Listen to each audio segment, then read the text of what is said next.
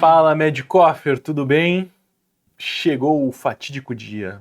Agora eu faço, mais uma vez, mais um ano, gravo com vocês o raio-x da banca da pior prova do planeta Terra, né? Da pior prova do Brasil, ou top 3, com certeza, que a gente viu por aí nos últimos anos, tá?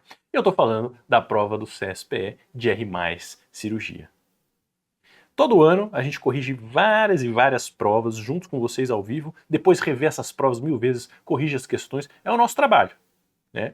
E aí, nos últimos anos, eu resolvi fazer uma tier list, né? Uma lista das provas, os alunos gostaram. E eu classifico tanto a prova de R1 quanto as provas de R+, cirurgia em níveis de qualidade das questões, tá? Cuidado, eu não classifico dificuldade da prova, eu não classifico concorrência, nível de dificuldade de aprovação. Não, eu coloco numa avaliação autocrítica minha, nossa, das provas, de qualidade. Tipo, a questão foi bem feita e temas foram relevantes ou não. É isso que a gente faz nessa tier list. E CSPE é top 1 de R+, cirurgia todo ano. E se eu juntasse R1 com R+, o que é mais difícil de fazer, né? Não combina, esse seria o primeiro. Tá?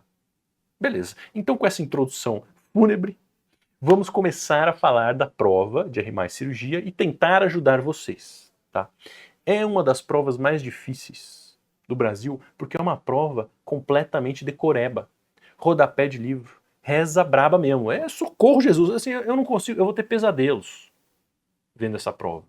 Porque são coisas muito específicas que eu nem sei se eles lá fazem isso, devem fazer, os chefes que fazem as provas devem fazer isso, mas que nem sei se eles ensinam os alunos também.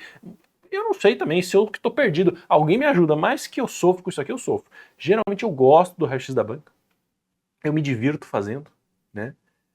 Gosto de mostrar que as provas são boas, enfim, fazer piada, mas aqui nesse hoje eu perdi, tá? Eu desisto, vai cair medicina, vai cair desespero. Se alguém puder me ajudar com isso aqui ano que vem, fazer esse raio-x, vocês me ajudam, porque essa é a minha sensação, tá? Eu tenho medo, me assusta. E eu juro que eu vou tentar, vamos voltar aqui, eu vou tentar ajudar vocês, mas já tô dando um spoiler ou um aviso prévio de que eu não me responsabilizo por essa prova, infelizmente.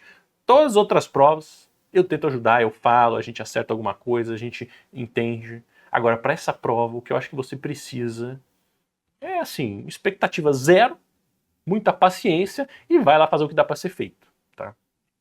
Ano passado eu até tive esperanças, eu fiquei feliz. Por quê? Porque eu abri a prova do CSPR1 primeiro, olhei as questões de cirurgia e falei, eles fizeram melhores. Ficou perfeita a prova, mas melhorou. A prova de R1 melhorou muito. Saiu, a prova de R1 era top 3 de piores provas do Brasil também.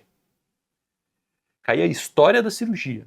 Não que a gente não tenha que saber que seja legal o assunto história da cirurgia, mas com uma prova de residência médica de várias especialidades, de um processo seletivo grande, não faz sentido cobrar a história da cirurgia. Mas caía a história da cirurgia. Você pode achar que eu estou errado, tudo bem, eu estou dando a minha opinião aqui e geral dos alunos, né?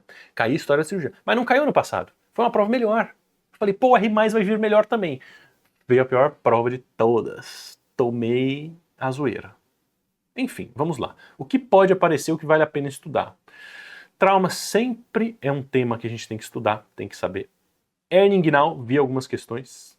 Já vi questão de diverticulite aguda repetida e uma outra de anatomia. Beleza? Beleza. Vamos lá sobreviver a esse pesadelo, tá bom, pessoal? É o que dá para fazer hoje. E não tem como também eu falar de temas quentes, fazer revisões de assuntos aqui, né? A gente é mais cirurgia, a gente já estudou bastante, a gente sabe. Eu vou direto para as questões, porque eu não vou conseguir falar, não, acho que vai cair colecistite aguda. Eu não vou acertar, e se cair colecistite aguda também vai cair um negócio muito absurdo. A gente tem que continuar estudando, e o mais importante nessa prova é treinar com as questões para entender o que eles fazem. tá? E as questões são tenebrosas, né? Nem com o melhor time do mundo a gente vai conseguir vencer. E ano passado eu falei, olha, a esperança é a última que morre. Pode ser que melhore a prova. E a minha esperança é a última que morre, foi valorizada no R1, que a prova foi melhor. Né? E aí foi uma prova que deu para corrigir, que todo mundo entendeu, e justa. No R+, minha esperança morreu, foi horrorosa. Olha o que caiu em 2022. R+, cirurgia. Qual dos exames de imagem abaixo pode causar fibrose sistêmica nefrogênica? Eu li essa questão, fiquei assim, ó. Tá, eu tô fazendo uma prova de R+, cirurgia, eu quero ser urologista. Eu tenho que conhecer esses 5 exames? Talvez. Eu tenho que saber qual dos exames abaixo pode causar fibrose sistêmica nefrogênica?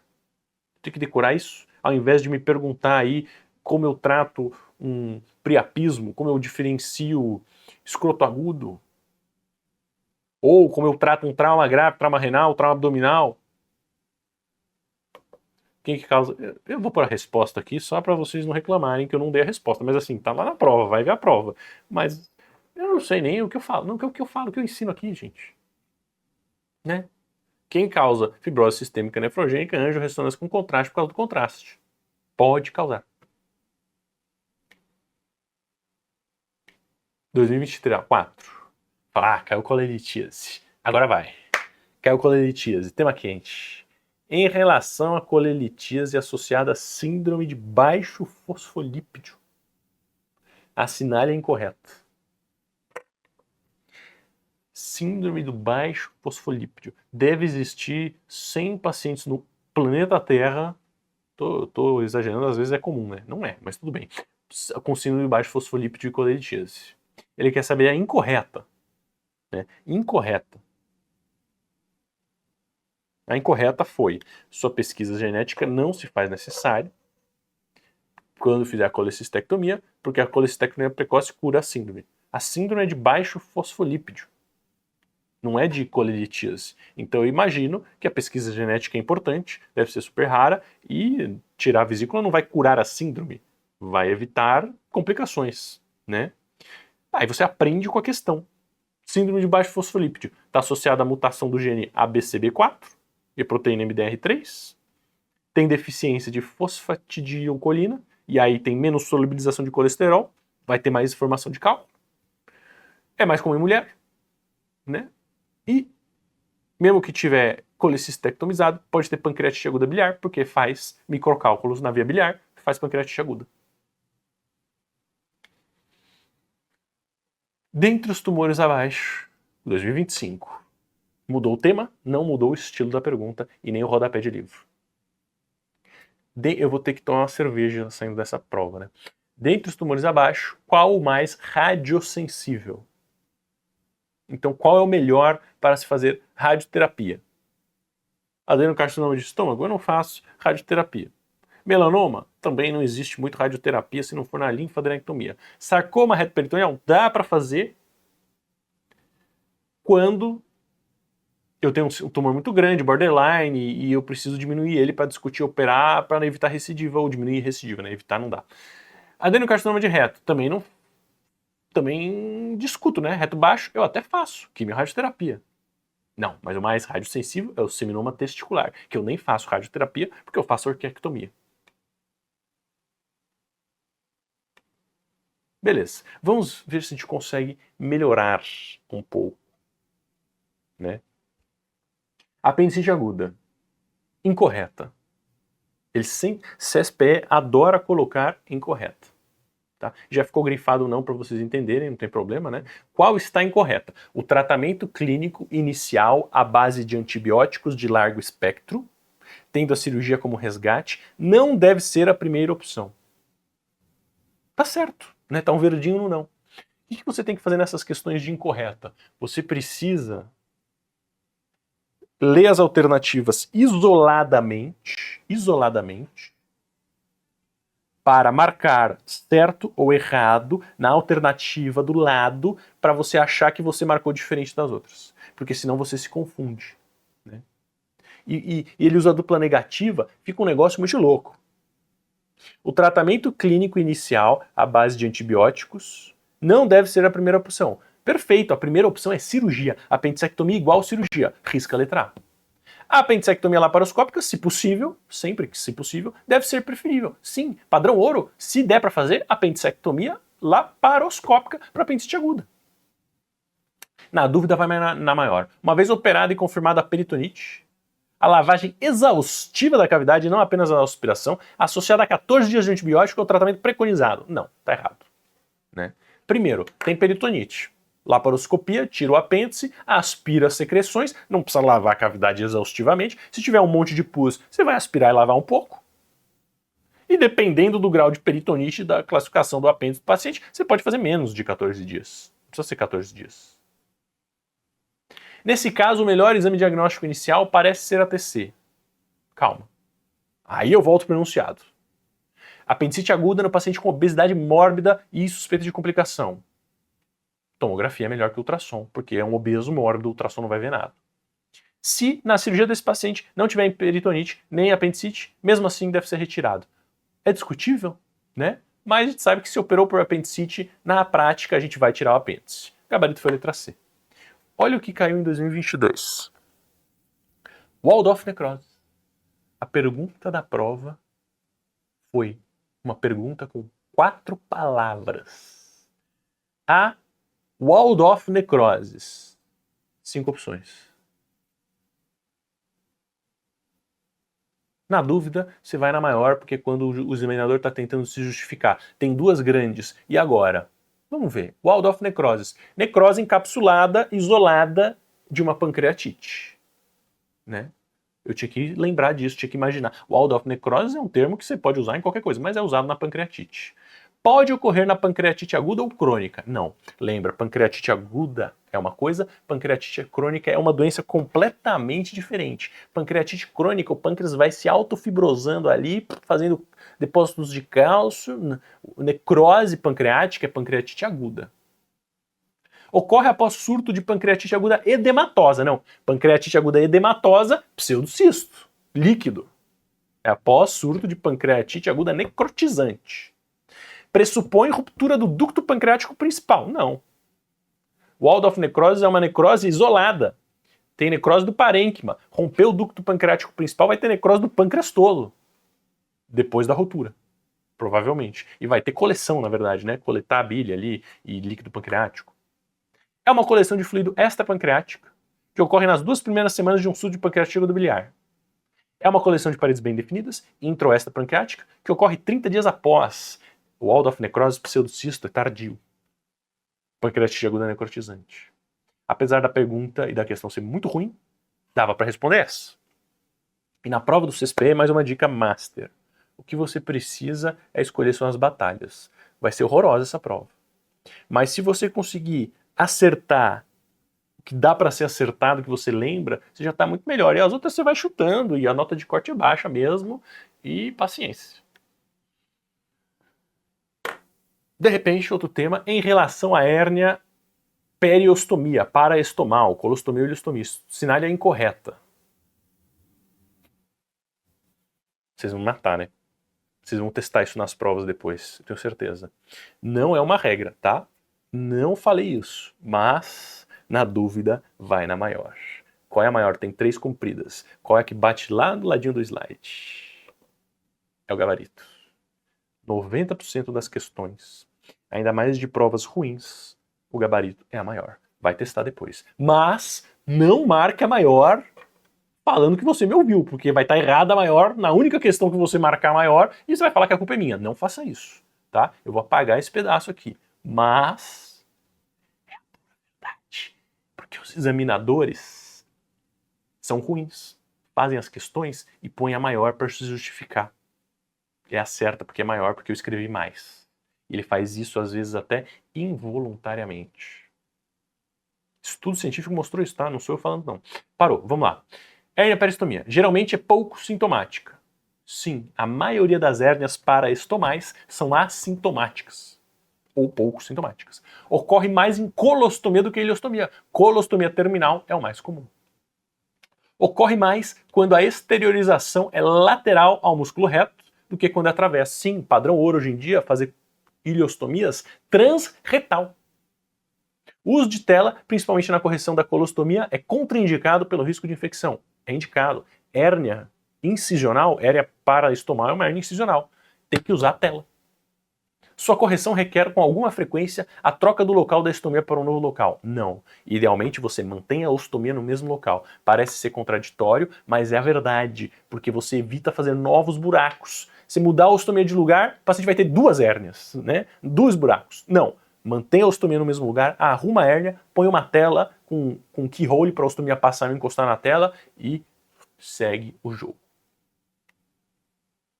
Em relação à ressuscitação do trauma, a assinale é incorreta. Aqui estava errado, né? Lembra? Não é a maior, então cuidado comigo, né? Essa aqui eu trouxe e não era a maior, devia ter tirado do slide. A PCR traumática tem um alto índice de retorno se as medidas de ressuscitação forem implementadas com rapidez. O paciente sofreu um trauma e parou. Qual a chance dele voltar à vida com uma PCR traumática mesmo com toracotomia de reanimação? Baixíssima, 15% se tiver num lugar assim que o paciente tomou um tiro na porta do hospital. Então, mesmo fazendo, que é o que a gente tem para fazer, a chance do paciente, o índice de retorno é mínimo. Então tá errada a letra A. Letra B, a cricocirúrgica não deve ser realizada em pacientes com menos de 12 anos. Assistiu minha aula, o professor que fez a questão. A máscara laríngea é uma boa opção de ventilação durante a ressuscitação, mas deve ser trocada pela intubação orotraqueal assim que possível. Perfeito. Máscara laríngea é um dispositivo de resgate de ventilação, não é uma via aérea definitiva. O hemotórax volumoso é causado, geralmente, por ferida penetrante. O trauma fechado causa com menos frequência. Sim, hemotórax maciço é muito mais comum ser causado por trauma penetrante torácico. Pneumotórax hipertensivo é mais comum no contuso, mas pode acontecer em todos, menos frequentemente. Em pacientes hipotensos por sangramentos volumosos, a ressuscitação, baseada em sangue e derivados, hipotensão permissiva e transamina tem sido preferida. Qual que é o tratamento para choque hipovolêmico hemorrágico? Protocolo de transfusão maciça, transamin, avaliar a hipotensão permissiva. Letra A está errada. Não é ressuscitação do trauma, né? Sobre o trauma, na verdade. Enfim. Em relação à diverticulite aguda clássica no sigmoide, a assinale é incorreta. Quase todas as questões são incorretas. Acertei, agora acertei. Hein? Hã? Qual está incorreta? Geralmente o primeiro episódio tende a ser mais severo que os subsequentes. Não. Geralmente o paciente que tem mais de um episódio de diverticulite aguda vai tendo episódios mais leves, progressivamente. Por isso a gente parou de operar todo mundo. Quem tem diverticulite aguda complicada, a gente em 2, 3, 4, geralmente é no primeiro episódio. Após vários surtos, é improvável que um novo surto desenvolva uma macroperfuração no peritonite fecal. Olha que legal. Isso eu já falei no passado, acho, nessa questão. Esquece as outras 3 por enquanto. A e B. Se a letra A estiver certa, a letra B está certa. Se a letra A estiver errada, a letra B está errada. Não pode ter 2 erradas, só tem uma errada. Então a letra A e B estão certas. Filosofia, né? Porque se o primeiro episódio é mais severo que os subsequentes, é improvável que o novo surto desenvolva perfuração. Perfeito. Ele pegou do livro, pegou uma, justifica a outra e só colocou ali e separou A e B. Vamos ver as outras. Pula C, que é a maior. Em casos selecionados, sem comorbidades e sem complicações, o tratamento sem antibióticos pode ser tentado. Pode tentar. Lembra o que eu falei? Sempre falo na aula. Existe hoje em dia estudos mostrando que diverticulites agudas não complicadas em pacientes imunocompetentes, sem comorbidades, bem levinhas, você pode tentar dieta anti-inflamatória e observação. Seja corajoso, mas pode. A colonoscopia deve ser evitada no surto agudo e tem que ser feita depois. Tá certo, então eu vou escolher a maior. Ai, mas tá muito confuso, eu não entendi nada. É a maior, é a pior, as outras estão boas. Num bom serviço de emergência, com acesso à técnica minimamente invasiva, um paciente com Hinting 2, eu vou operar na mesma internação? Não. Eu vou drenar percutâneo, dar antibiótico. Ficou bem, vai embora. Colou no estadiamento, programa colectomia eletiva. 2023. IFEST. Em qual situação ele não está indicado? Não é incorreta, mas é não. Eu tenho um IFEST, ultrassom abdominal e pulmonar. IFEST, abdominal e janela pericárdica, estendido, ápices e bases pulmonares. Trauma abdominal contuso é o principal indicador de IFEST.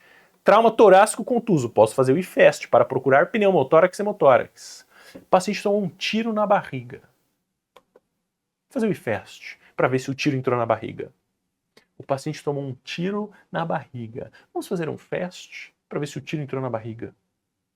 A gente sabe que hoje em dia as pessoas fazem FAST em todo mundo, mesmo sem indicação clássica. Agora, qual opção você vai escolher? A maior. Não, você vai escolher o quê? O tiro na barriga, pô. Tiro na barriga é cirurgia. Até essa prova eu tô me divertindo, né? Falei que eu não ia me divertir no raio-x da banca, mas eu tô me divertindo. É porque eu peguei as melhores questões que eu consegui achar na prova do CSPE. As questões horrorosas eu só ilustrei no começo. Não tem porque eu ficar corrigindo aqui, né? A gente nunca vai acertar. Tem a correção no KeyBank, tem vídeo e comentário, mas... Segundo o ATLS, existem lesões torácicas que ameaçam imediatamente a vida e as que são potencialmente ameaçadas. Essa questão caiu no IANSP, caiu em Pernambuco, caiu em vários estados do Brasil. Eles adoram colocar isso aqui. 5 lesões com risco imediato à vida. Tamponamento cardíaco, hemotórax maciço, pneumotórax hipertensivo, lesão traqueobronca central, pneumotórax aberto. Trauma cardíaco fechado é lesão com potencial ameaça à vida. Você vai avaliar melhor na avaliação secundária. Ou o paciente morreu na cena porque foi um trauma cardíaco absurdo, complexo. A paciente, que paciente? Paciente procura um cirurgião porque tem uma hernia inguinal. Blá, blá, blá, blá, blá, blá, blá. Técnicas de hernioplastia inguinal. O que a paciente quer? Ela é indiferente à colocação de tela e ao acesso, mas queria que fosse investigada uma hérnia do outro lado. Bom, na vida real, a gente conversa com o paciente, expõe opções e entra em acordo com o paciente com condições médicas de fazer o melhor para ela. Na prova, a gente vai fazer o que a paciente quer, né? Tem indicação de se investigar hérnia do outro lado? Pelo livro, pessoal, exame físico. Hérnia de um lado positivo, opera. Do outro lado não tem? Não opera. É claro que na prática, um paciente tem uma hérnia de um lado e eu tenho disponibilidade, eu vou fazer cirurgias minimamente invasivas, que são o padrão ouro. Tá? E agora, para poder investigar uma hérnia do outro lado, qual é a melhor cirurgia de todas? É o TAP. Mesmo se ela não quisesse investigar a hérnia do outro lado, eu ia conversar com ela sobre fazer TAP, sobre olhar do outro lado, sobre explicar opções. Porque é melhor, se não tiver contraindicação. Em relação à síndrome compartimental abdominal, síndrome do compartimento abdominal, qual está incorreta? Essa eu perdi também, né? É a segunda maior, não é a maior, desculpa. Eu adoro isso, apesar de que eu nunca estou certo, eu nunca estou sempre certo, né? Mas essa aqui a gente não pode ter dúvidas. Síndrome compartimental abdominal. Seu diagnóstico requer uma pressão intraabdominal acima de 20 e alguma disfunção orgânica. Isso aqui está certo. A PIA normal, entre 5 e 10, podendo chegar a 15, acima desse nível é normal. Não, entre 12 e 15 é hipertensão intraabdominal grau 1. Tinha que decorar os valores de hipertensão intraabdominal. Nos pacientes com síndrome compartimental abdominal, deve-se usar sedação, analgesia e até bloqueio neuromuscular. Uma das opções de tratamento. O tratamento inicial é ótimo, a gente faz assim clinicamente. Nos pacientes com síndrome compartimental abdominal, o excesso de líquido deve ser evitado, retirado com sonda nasogástrica, sonda retal, sonda vesical medindo a PIA já, né? Então já está lá. Diurético se necessário, diálise se necessário, perfeito. Tratamento clínico de síndrome compartimental. Nos pacientes com síndrome compartimental, a posição deve ser Trendelenburg reversa. Proclive. Ajuda, até para evitar aumento de pressão intracraniana. Então a incorreta está B. O que ele fez aqui? Ele entrou lá no livro, no capítulo de compartimental abdominal, copiou o parágrafo, aí, em relação à síndrome compartimental abdominal, ele fez a pergunta e pôs a incorreta, dividiu o parágrafo em 5 frases e na letra B ele mudou até o máximo de 12, ele mudou para 15, para você marcar errada. É isso que eles fazem. Em relação à apendicite aguda, a sinal é incorreta, a mesma coisa. Capítulo muda uma coisa. Aqui eu quase acertei também, né? Com o uso da laparoscopia, a apendicectomia aberta é praticamente contraindicada durante a gravidez, especialmente nos 2 últimos trimestres. Calma. Apendicite aguda na gestação. Padrão ouro, laparoscopia. Melhor momento, 2º trimestre. Posso fazer no 1º trimestre? Posso, no centro avançado. Posso fazer no 3º trimestre? Posso, no centro avançado. Apendicectomia aberta é contraindicada? Não, não é contraindicada. Pelo contrário, é para fazer também. Não tem problema nenhum. A dor inicial de uma apendicite é tipo cólica na região umbilical, dor visceral parietal e depois irradia, sim. Seu suprimento sanguíneo é pela artéria apendicular, ramo da ileocólica, ramo da mesentérica superior. Cólica direita, mesentérica superior, não briga com a questão. Sua posição mais frequente é a reto-secal. Ela vai lá na confluência das tênias, dobra atrás do cerco. Na gravidez, o diagnóstico não deve ser retardado, já que a perda fetal ocorre com maior frequência nas apendicites complicadas e menor proporção nas não complicadas. Tá certo. A única crítica é a letra E. Na gravidez, o diagnóstico não deve ser retardado? Na não gravidez também. Ah, o paciente é masculino, não está grávido, então retarda o diagnóstico aí da apendicite aguda. Não, né, gente? Mas é porque eu sou picuinha. É claro que na gestação, quanto mais você demorar, pior pode ter risco de perda fetal. Diverticulite aguda incorreta, 2025. Caiu em 2023, caiu em 2025. Achei um tema repetido. Diverticulite aguda. Todas as questões da CSP, quase todas são incorretas, né? Tem que tomar muito cuidado com isso. O incorreto ele grita, mesmo assim a gente se confunde. Lembra disso? Marca do lado, risca do lado para você não esquecer, porque a gente erra, marca correta no gabarito, ele queria a incorreta, tinha 4 corretas para você marcar. Cuidado.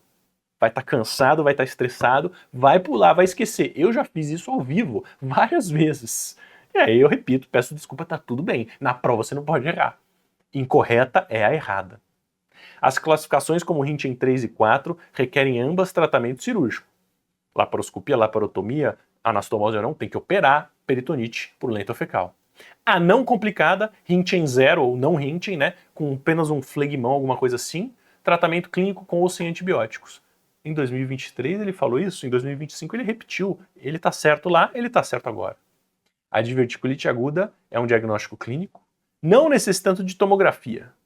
A não ser que precise de choque séptico e evolução. Na dúvida, vai na maior.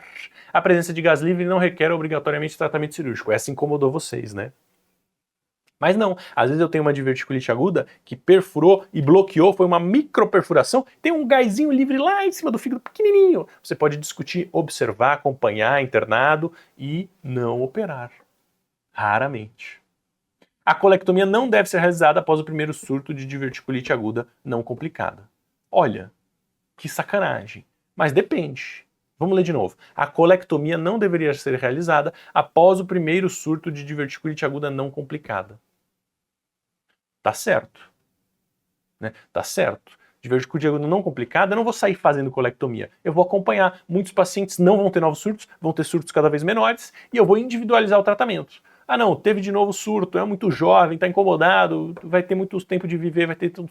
Opera. Não, só teve um surto, não teve nunca mais, acompanha clinicamente, tá tudo bem. Muito confuso a questão, porque pede a incorreta e coloca não, nunca, sempre, é sofrido. Trauma torácico fechado, incorreto.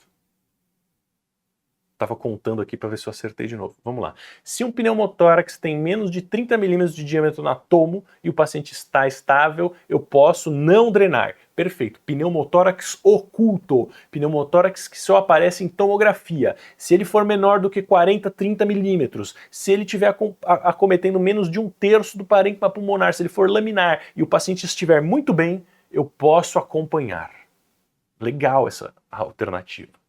Embora a tomo diagnostique bem as lesões traqueobroncas, broncoscopia é o padrão ouro. Perfeito. Se der para fazer broncoscopia é o melhor. Um hemotórax retido com mais de meio litro, mesmo que assintomático, tem que ser feito toracoscopia. Perfeito. Um hemotórax retido, até menos do que 500 ml, né? 200, 300 ml, já tem que fazer toracoscopia. Um eletro normal e troponina normal não exclui trauma cardíaco. Angiotoma é necessária? Não. Avaliação clínica eletrotropo normal exclui trauma cardíaco, sim.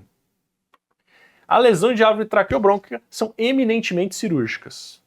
Uma lesão de traqueia, o brônquio fronte, está vazando ar, é cirúrgico, né? Eminentemente. Ele não colocou obrigatoriamente, porque vai existir uma exceção de 1% de uma lesão de árvore traqueobrônquica minúscula que você entuba, passa a lesão ou faz alguma outra coisa e não opera. Mas a maioria é cirúrgica. É contraindicação à laparoscopia no politrauma. Eu fiquei muito feliz, Porque caiu uma questão de trauma, uma questão de coisas que eu falo e uma questão que, apesar de ser muito direta e decoreba, é uma questão menos ruim, né? Contraindicação à laparoscopia num politrauma, é importante a gente saber. Lembra? Contraindicações absolutas, instabilidade hemodinâmica, TC é grave. Até fico emocionado, né? É a mesma prova? É a mesma prova? E também outra que caiu, que também não é boa, mas fiquei emocionado, porque é sarcoma que a gente fala que pode cair, né? Que pede a incorreta sobre sarcomas de reto peritônio. O tipo mais frequente é o lipossarcoma? Sim. Respondem mal a quimio e a rádio? Sim. Tratamento curativo é cirúrgico. Recidiva é comum? É comum. Metástase por linfonodo é comum? Não. Metástase é pulmonar. Metástase é pulmonar. Resumo. Tem que cair o que você gosta, né? Porque aí você fica feliz. Quando cai o que você não gosta, você fica infeliz. Eu dei o meu melhor, pude muito pouco, tentei vencer a prova esse ano, não consegui vencer, mas mesmo assim, a esperança é a última que morre, tá? Busque primeiro as questões que você sabe. Essas últimas que eu mostrei, por exemplo, é as primeiras que eu respondo na prova. São as primeiras que eu respondo na prova. As questões muito loucas que eu não sei, eu vou deixar para pular para o final.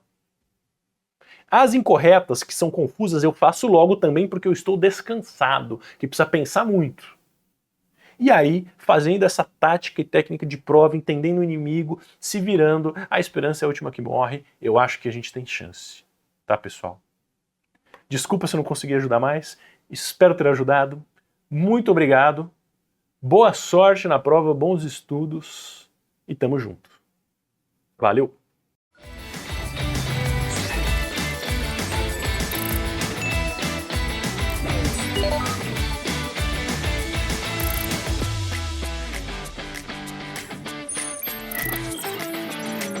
Salve, salve pessoal, sejam todos bem-vindos a mais um Raio-X da Banca, aqui para a gente falar sobre a prova da Secretaria do Estado de Saúde de Pernambuco, uma das provas aí mais aterrorizantes que a gente tem dentro do nosso grupo de provas, mas a gente vai fazer uma revisão para que as coisas se tornem um pouquinho aí mais fáceis. Me chamo Juan, sou um dos professores de cirurgia geral e principalmente de cirurgia do aparelho digestivo, e como eu falei para vocês, a gente vai fazer essa revisão sobre a prova do CSPE. Então, só para a gente conversar rapidão sobre o que é essa prova, um pouquinho como que ela é, a gente já sabe que muito provavelmente vai ser 50 questões ano que vem, como isso já tem se mantido ao longo dos últimos vários anos. A gente espera já o mesmo formato que a gente tem tido ao longo dos últimos anos, já uma prova bem estabelecida, uma prova bem clássica, porque é uma prova que todo ano ela vai bem direto ao ponto. Ela não tem muitos casos clínicos, na verdade ela não tem casos clínicos.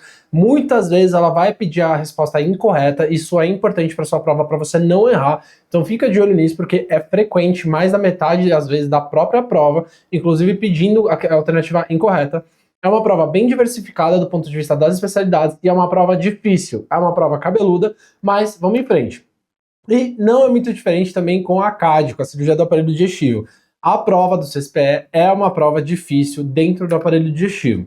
Nos últimos anos, mais do que 1/3 da prova tem sido representada pelas questões de aparelho digestivo e classicamente são questões difíceis, cobrando muitas vezes temas específicos e até mesmo alguns temas de rodapé. Isso é uma coisa para você ficar ligado. Alguns temas são repetitivos, alguns temas são novos, alguns temas são reaproveitamento de provas anteriores, mas cobrando algumas questões diferentes, então tem que ficar ligado e às vezes acaba que muitas das condutas aí desse próprio serviço, do CSPE, acaba sendo cobrada nessa prova. Isso pode ser uma coisa que pode te pegar aí desprevenido. Mas de qualquer forma, como todas as outras provas, aqui também temos os temas queridinhos e é o que a gente vai acabar falando nessa prova.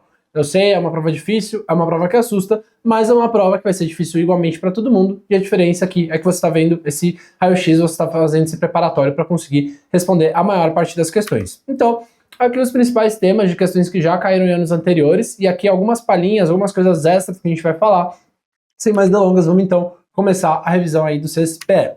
Primeiro tema que a gente precisa falar são sobre os pólipos e o câncer de vesícula biliar, são temas que acabam andando muito juntos. Lembrar que o pólipo de vesícula ele engloba um grupo aí de várias doenças que podem ser tanto neoplásicas, aí com potencial neoplásico, mas também doenças que não têm nenhum risco de potencial de virar alguma coisa maligna. A principal que a gente tem que ter em mente são os casos aí de colesterolose, mas já apareceu em provas anteriores os adenomiomas ou adenomiomatose da vesícula biliar, que a gente sabe que tem aquele achado histológico e até mesmo de imagem, às vezes, que são aí os seios de Rokitansky-Askov, que é o que a gente tem, inclusive, nessa imagem. A gente sabe que é uma hipertrofia meio que irregular da própria parede e a mucosa da vesícula biliar, isso leva a esse aspecto aí desses seios, tá? Tanto a colesterolose, mas também os adenomiomas não têm relação neoplásica. O que é diferente dos adenomas. Os adenomas de vesícula biliar, eles têm o risco aí de virar câncer. E os adenomas, quanto maior for o seu tamanho e outros fatores de risco aí, maior é o seu risco de acabar virando um câncer.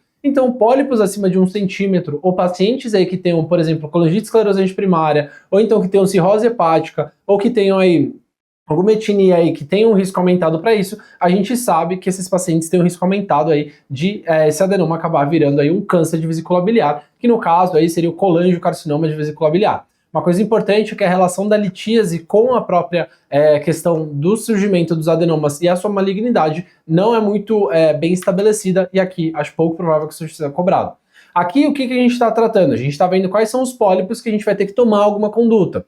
Basicamente, a gente resume as coisas como todos aqueles pólipos acima de 2 centímetros, então mais do que 20 milímetros, a gente já trata como câncer, e a gente vai falar qual que é o tratamento para câncer. Já aqueles pólipos aí assintomáticos, geralmente entre 15 e 20 milímetros, a gente trata como um risco para câncer e só uma colecistectomia videolaparoscópica é o suficiente. Entre 10 e 15 milímetros a gente pode avaliar o risco desse paciente e geralmente abaixo do que 10 milímetros a gente vai apenas acompanhar. Obviamente que tem algumas nuances do tipo se esse paciente tem CEP ou, por exemplo, se teve um aumento aí do tamanho desse pólipo, mas de qualquer forma aí a gente pode fazer esse resumo para levar para a prova. É óbvio que tem mais nuances, é óbvio que tem a questão do aspecto desse pólipo, da vascularização dele, se ele é um pólipo mais pediculado ou não, tudo isso vai ser inclusive levado em alguns guidelines, levado em consideração em alguns guidelines para ver qual que é a melhor conduta. Mas de maneira geral, a gente acaba fazendo esse resumão. Isso já apareceu em provas, em versões anteriores dessa prova.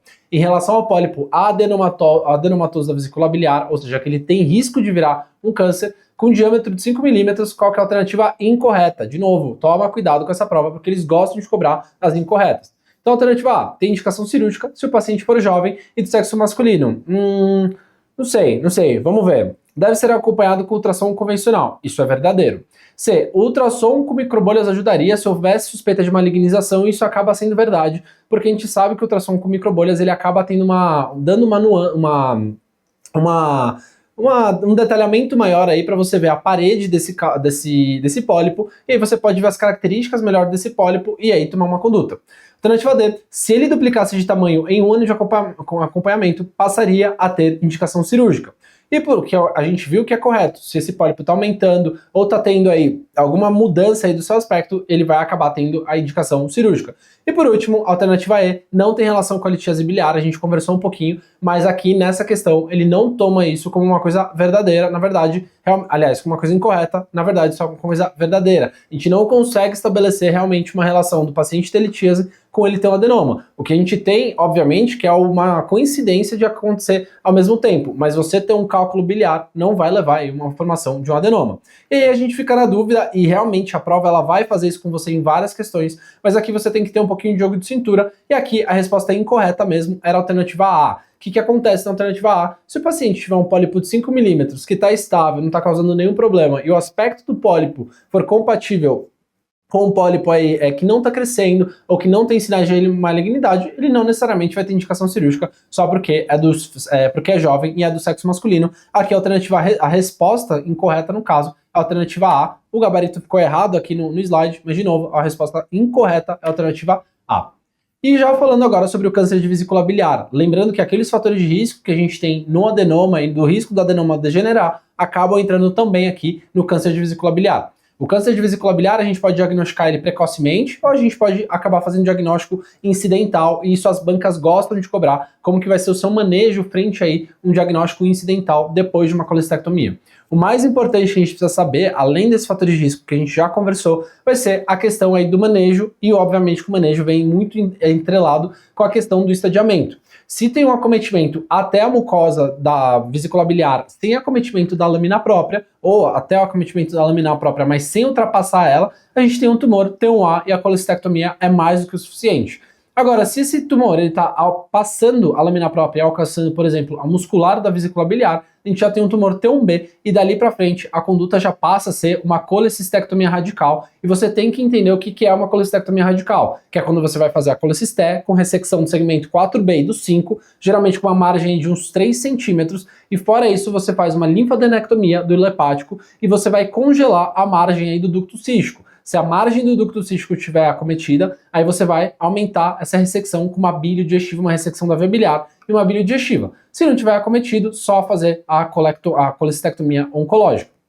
Além disso, se tiver acometimento, por exemplo, do tecido conjuntivo, já vira um T2, a serosa já vira um T3, e quando tem acometimento aí de outros órgãos, passa a ser um T4.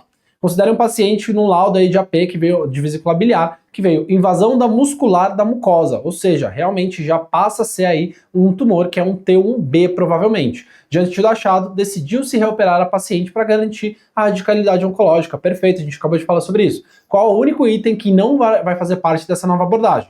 Alternativa A, ressecar o segmento 4B do fígado? Perfeito, isso é verdadeiro. Não vai ser uma ressecção regrada, vai ser uma ressecção aí para conseguir uma margem de 3 centímetros, mas acaba sendo uma hepatectomia não regrada do 4B. E a resposta também da B, que é o 5, também estão corretas. C. Ressecar o ducto cístico e reconstruir o fluxo biliar com anastomose biliodigestiva. Não precisa disso. Por quê? Porque ele fala para você que o ducto cístico não estava comprometido. Acabei de falar para você, você manda aí a margem do ducto cístico. Se não tiver acometida, maravilha. Se tiver, você vai fazer uma ressecção da via biliar. Essa aqui estava incorreta.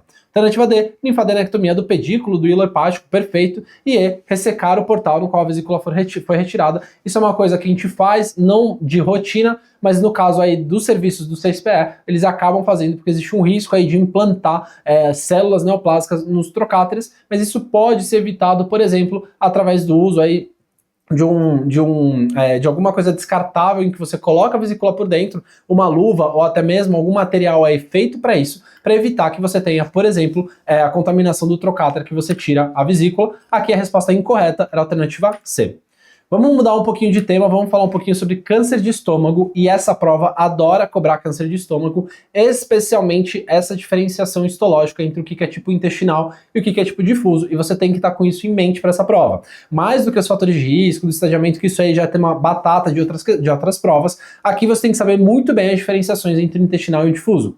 Lembrar que o intestinal, ele é um câncer um pouquinho mais bonzinho, apesar de ainda assim ser agressivo, ele acomete mais aquele padrão de paciente de sexo masculino, um pouco mais idosos, com padrão de vida aí ruim, e aí geralmente a disseminação vai ser por via aí hematogênica com metástases hepáticas. Lembrar que os principais fatores de risco vão ser, por exemplo, a infecção por H. pylori, pacientes que tenham gastrite atrófica aí com anticorpo de célula parietal, e o tipo difuso ele vai acabar variando, porque o tipo difuso ele é muito mais agressivo. Frequentemente ele é indiferenciado aí, as células são indiferenciadas, inclusive com aquelas famosas células em anel de Sinet. A gente vai ter acometimento de pessoas mais jovens e geralmente do sexo feminino. Além disso, a disseminação aí dessas células vão ser por via linfática, ou seja, você tem mais acometimento linfonodal. E aqui, 2 fatores de risco que você tem que ter na ponta da língua é o subtipo sanguíneo do tipo A, e também o principal aqui vai ser a mutação do gene CDH1, que é a mutação aí da E-caderina. A gente sabe aí que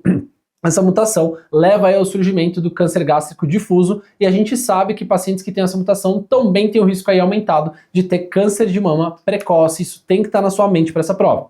E olha como já apareceu, em relação ao câncer gástrico do tipo difuso, como a gente acabou de falar, assinale a alternativa incorreta. A. Tende a ser mais proximal no estômago, isso é verdade. Boa parte dos pacientes que têm o tipo difuso, eles vão ter lesões que demandam uma gastrectomia total. Já os tipos intestinais, geralmente eles predominam na região do antro e da região antropilórica. Obviamente que você pode ter um tipo intestinal mais proximal, mas por via de regra eles acabam ficando mais distais. B. Tende a ser mais indiferenciado com células em anel de Sinet, verdadeiro, a gente acabou de falar sobre isso. C. Suas metástases são preferencialmente linfáticas. A gente falou que os células em anel de Sinet, ou tipo aí difuso indiferenciado, vai ser por disseminação linfática. Alternativa D, predomina no sexo masculino. E isso aí também está incorreto. E olha só como essas questões elas são um pouquinho cabulosas e você tem que ficar ligado com isso. E E a alternativa E, capta mal a F-desoxiglicose, por isso o PET scan não detecta bem esse tipo de tumor. Isso é verdade. Isso tanto para o tipo difuso, mas também para o tipo intestinal, a gente acaba não fazendo PET scan porque a gente sabe que muitas vezes eles não vão captar. Aqui, nesse caso, a resposta acabou sendo a alternativa C, que era mais incorreta. Mas a gente sabe que esse tipo de câncer ele está mais associado também com o sexo feminino. Então olha como isso poderia ter te pegado. Outra questão que já apareceu, nos pacientes com câncer gástrico difuso hereditário associado à mutação do gene decaderina, qual é o segundo tipo de câncer que ocorre com maior frequência? Eu falei isso para vocês, é o câncer de mama. Tem que ficar ligado porque essa relação ela é presente no nosso dia a dia. O manejo aí do câncer de estômago é uma coisa que já é batida. Aqui essa prova não vai cobrar os critérios de ressecção endoscópica ou quando que você vai fazer uma ressecção estendida aí por via endoscópica, mas o que você tem que ficar ligado é na questão da neoadjuvância e do tratamento aí definitivo, que vai ser a linfadenectomia com a gastrectomia com linfadenectomia D2. Lembrar aí dos as principais estações linfonodais que você tem quando você está falando de câncer gástrico. Isso é importante porque isso aparece nessa prova e eles gostam de cobrar. Lembrar das diferenciações entre o que é D1 e o que é D2. Lembrar que o D1 vai ser perigástrico, enquanto que D2 vai ser aqueles linfonodos, além dos perigástricos, os linfonodos vasculares do tronco celíaco, da artéria esplênica, até mesmo do hilo esplênico em alguns casos, e também da artéria hepática comum e da artéria hepática própria. Fica ligado que a D2 ela aumenta a morbidade da cirurgia, e aí muitas vezes você pode acabar fazendo uma D1 num paciente que não tem aí uma condição clínica tão boa. Lembrar que existe sim a linfadenectomia estendida a D3, e aí nesses casos a gente pode aí discutir aí naqueles pacientes que estiverem falando aí de terapia de conversão, mas isso é uma coisa muito mais complexa. A linfadenectomia D3 tem uma associação muito grande aí com morbidade cirúrgica, aumenta muito o tempo cirúrgico e muitas vezes não vai te dar um bom prognóstico para o paciente. Então a D3 ela acaba sendo bastante evitada, a maior parte das vezes a gente vai fazer a D2. E ele te pergunta, qual das cadeias linfonodais abaixo faz parte apenas da linfadenectomia AD2? Suprapilórica, infrapilórica, hepática comum, a gástrica esquerda e a gastropipilórica da direita. Vamos só relembrar então as principais cadeias. A gente tem a cadeia, aqui a gente tem a cadeia 1 e a cadeia 2, que são as paracárdicas da direita e da esquerda. A gente tem da pequena curvatura e da grande curvatura, que vai ser a 3, a 4SA, a 4SB e a D. A gente vai ter a supra e a infrapilórica, então as cadeias 5 e 6. E a gente tem aqui a artéria gástrica esquerda, sendo a cadeia 7. Todas essas cadeias vão ser retiradas numa linfadenectomia D1, exceto se eu estiver fazendo uma gastrectomia aí parcial, que vão ter algumas diferenciações. Se eu fizer uma gastrectomia D2, eu estou acrescentando a linfadenectomia da artéria esplênica, que é a do 11, posso fazer do 11P e também do 11D. Eu adiciono também a do tronco celíaco, que vai ser a 9. Eu tenho a artéria hepática comum, que vai ser a 8. E eu tenho também a 12, que vai ser da artéria hepática própria. E isso é importante para matar essa questão, porque tanto a suprapilórica quanto a infrapilórica, quanto a gástrica esquerda e a gastropipilórica da direita vão ser retiradas na ressecção tanto D1 quanto D2, mas a hepática comum ela é exclusiva para D2 e se você quiser discutir, para D3 também. Em relação aos adenocarcinomas gástricos, assinale a alternativa incorreta. Nos pacientes que têm adenocarcinoma gástrico e que tenham aí uma doença hepática crônica, um Child B, então já é moderado, a gastrectomia deve ser associada a uma linfadenectomia. Deixa eu só tirar esse pointer aqui para não atrapalhar. Um segundo. Pronto. Então, como eu estava falando, então o paciente com uma cirrose hepática moderada, você deve fazer uma gastrectomia com linfadeneia D3. Pelo amor de Deus, você vai matar esse paciente. Paciente grave, clinicamente aí descompensado, você geralmente deixa para fazer uma gastrec com linfadené AD1, ok? Porque a gente sabe que a D2 ela tem mais morbidade, a D3 nem se fala. Aqui a gente já tinha a resposta da nossa questão. Vamos ver as outras. A priori, não necessitam de PET scan na avaliação pré-operatória, isso é verdadeiro. A gente quase nunca usa PET scan nos pacientes com câncer gástrico. São poucas as exceções, por exemplo, os de transição esôfago-gástrica ou de esôfago distal, mas na maior parte das vezes a gente não vai precisar de um PET scan. C, a priori, não precisam de laparoscopia pré-operatória se forem T1N0 e T2N0, isso é verdadeiro. A gente vai indicar a videolaparoscopia diagnóstica nos pacientes que são T3, T4 ou N positivo, por exemplo. D, devem receber uma tomografia de contraste de tórax, abdômen e pelve para fazer o estadiamento. Perfeito. E por último, a alternativa E, paciente com metástase peritoneal, mas que tem um bom status performance e com índice de carcinomatose peritoneal baixo, você pode fazer algumas estratégias, como por exemplo a HIPEC, meio questionável, a depender também do seu tipo histológico e aí alguns outros aspectos, e você também poderia fazer uma quimioterapia aí de conversão, mas isso é uma questão um pouco mais aprofundada. Aqui você conseguia matar que a resposta incorreta era a alternativa A. Vamos de novo mudar aí de tema. Tumores neuroendócrinos também frequentes todo ano, e aqui principalmente tumores neuroendócrinos pancreáticos. Lembrar que é um grupo aí bastante heterogêneo de tumores que tem um comportamento também bastante heterogêneo e uma origem que basicamente são das células aí capazes de produzir algum tipo de hormônio que a gente tem tanto no pâncreas, mas que a gente também pode ter, por exemplo, no estômago, que são as células enterocromafin-like. A maior parte dos tumores vão ser não funcionantes. Isso é importante porque vai ter pegadinha aqui na jogada. E lembrar que a gente tem tido um aumento cada vez maior dessas lesões, do diagnóstico dessas lesões, em parte porque a gente tem feito aí o diagnóstico muito mais precoce por conta das tomografias feitas aí de rotina. E lembrar que existe uma associação genética bem importante para os tumores neuroendócrinos. As provas adoram falar sobre a NEI1, que é aquela doença ali dos 3Ps, mas também tem a síndrome de von Hippel-Lindau e você também tem a neurofibromatose, que está intimamente relacionada com pacientes com tumores neuroendócrinos e também com GIST.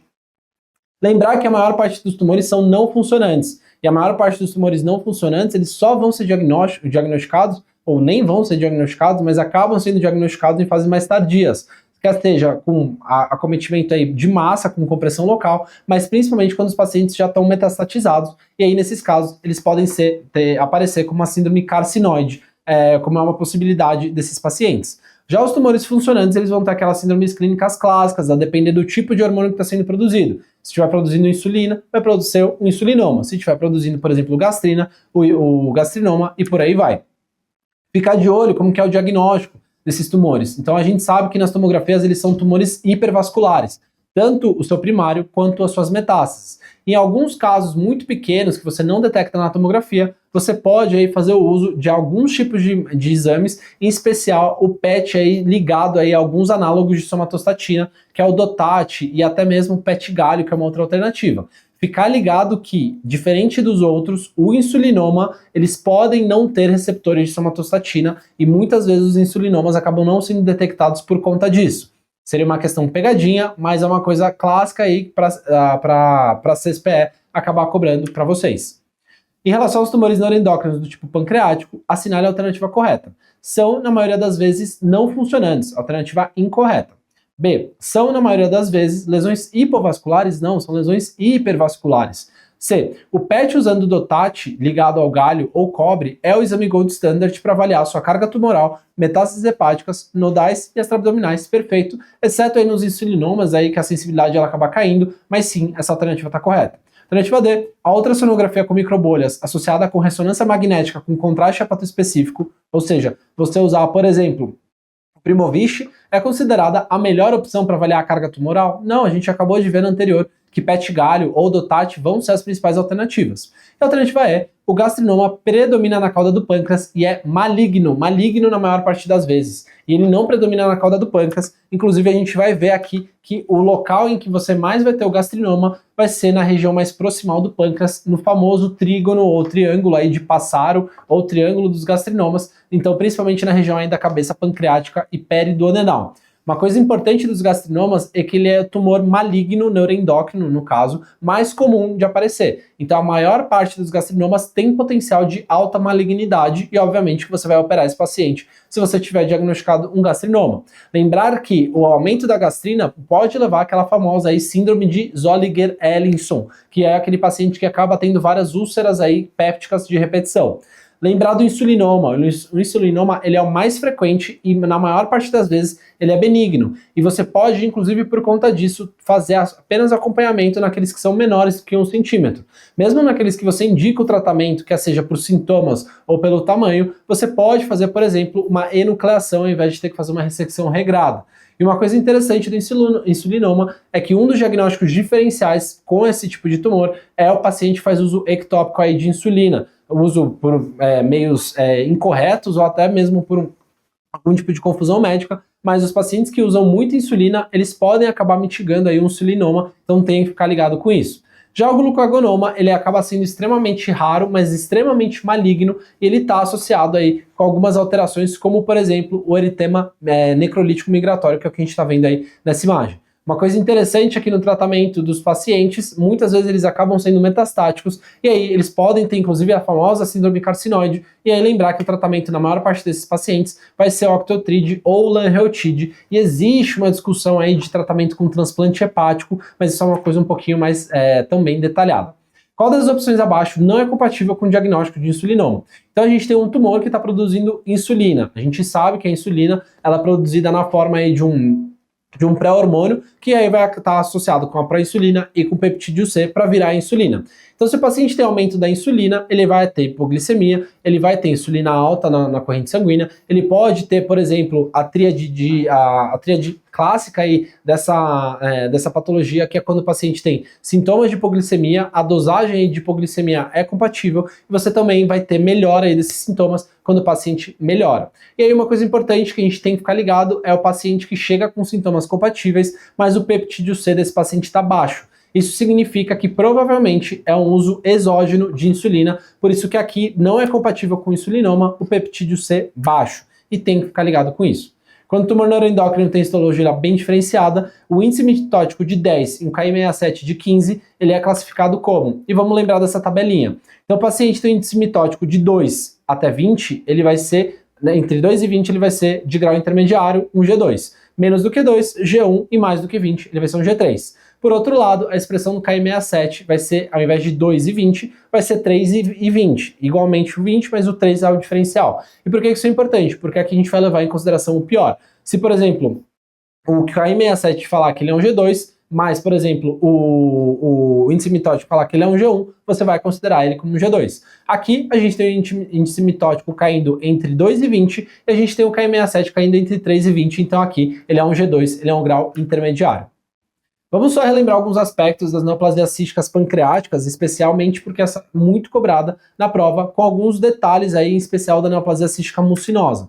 A cística serosa, ela não tem muito segredo e ela não apareceu aí nos últimos anos dessa prova, mas lembrar que é uma lesão que ela aparece mais no sexo feminino, ela muitas vezes acaba aparecendo no corpo e na cauda em uns 60%, 70% dos casos, mas a gente entende que não tem tanta preferência assim. E o clássico é que são lesões multiseptadas, multicísticas, com uma cicatrização, uma cicatriz central, que vai dar esse aspecto aí de favo de mel. Lembrar que a maior parte dessas lesões, na verdade, praticamente a sua maioria, não tem risco de malignidade, então você não precisa fazer nenhum tipo aí de tratamento. O que é diferente da neoplasia cística mucinosa. Aqui a gente também vai ter um predomínio de mulheres, mas geralmente um pouquinho mais jovens aí na meia idade, e você pode ter um predomínio na região mais distal do pâncreas, e o achado clássico que a gente vai ver são as calcificações periféricas, que podem dar esse aspecto aí que a gente chama aí de casca de ovo ou de eggshell do inglês. Uma coisa importante é que aqui você vai ter CE elevado, se você funcionar esse cisto, você vai ter mucina elevada, e aqui tem risco sim de malignidade, então você tem que operar esse paciente pelo risco de malignização. Ele te pergunta em relação à neoplasia cística mucinosa, qual que é a afirmativa incorreta, fica de olho com isso. Predomina na cabeça e no processo funcional do pâncreas? Não, ele é mais distal, a gente acabou de ver isso. Mas vamos ver as outras. Geralmente tem níveis elevados de CEA e baixos de amilase? Verdadeiro. Realmente, eu acabei de falar para vocês que se você funcionar, o CEA e a mucina vão ser altos. A amilase, ela vai ser baixa porque não é um pseudocisto. C tem uma enorme predominância no sexo feminino, isso é verdadeiro, a gente viu agora, e como regra não tem comunicação com o sistema ductal pancreático, isso aí no caso seria um IPMN, então isso está correto. E se não tiver características malignas, a ressecção sem esplenectomia por via convencional laparoscópica ou robótica pode e deve ser tentada, isso é verdadeiro. Quando são as cirurgias maiores, com lesões maiores, com acometimento, por exemplo, do baço, muitas vezes você acaba fazendo por via mais invasiva, por via aberta, porque é uma cirurgia com maior risco aí potencial de sangramento, mas se for um paciente que não tem acometimento aí com necessidade de esplenectomia, você pode tentar até mesmo por robô sem nenhum problema. Aqui a resposta incorreta era a alternativa A. Lembrar do tumor de Franz, que o aspecto dele vai ser essas lesões sólido-císticas heterogêneas e que principalmente vai acometer o sexo feminino mais jovem e que tem também risco aí de malignidade. Isso já apareceu também muitas outras vezes. Então, sobre o tumor de Franz, predomina no idoso do sexo masculino? Falso, é nas pacientes mais jovens do sexo feminino. Tem comportamento muito agressivo? Não, ele tem risco de malignidade, mas ele não vai causar invasão local, nem vai acometer, por exemplo, fazer metástase, então incorreta. C. Causa metástase ganglionar precoce? Também não, ele não tem esse comportamento agressivo. D. Predomina no corpo e deve ser tratada com pancreatectomia quase total? Precisa ser quase total? Não. Se estiver bem distal, você pode fazer uma pancreatectomia corpo-caudal ou uma pancreatectomia distal, não precisa ser quase total. E por último, geralmente cursa com positividade dos marcadores de caderina e beta-catenina e negatividade do CA e CA19. Por incrível que pareça, sim, isso é verdadeiro, realmente são os marcadores que a gente espera tanto da beta-catenina quanto da ecaderina. Esses são os clássicos do tumor de Francis, então aqui a resposta correta era a alternativa E. Lembrar dos tumores do IPMN e lembrar da diferenciação entre o que é primário, o que é secundário. Lembrar que não existe tanta diferenciação entre o sexo masculino e o sexo feminino. E o que você tem que levar para essa prova, que você vai decorar para essa prova, pelo amor de Deus, vai ser a nova mudança que a gente tem aí, que são os critérios de Kyoto. Se isso for cair IPMN, ele vai te perguntar ou da diferenciação entre ducto principal e secundário, mas principalmente a questão do tratamento aí conforme o protocolo de Kyoto, que antigamente era o protocolo de Fukuoka e agora virou o protocolo de Kyoto. Tem que lembrar disso, tanto dos high risk stigmatas e tem que lembrar também dos worrisome features, ok?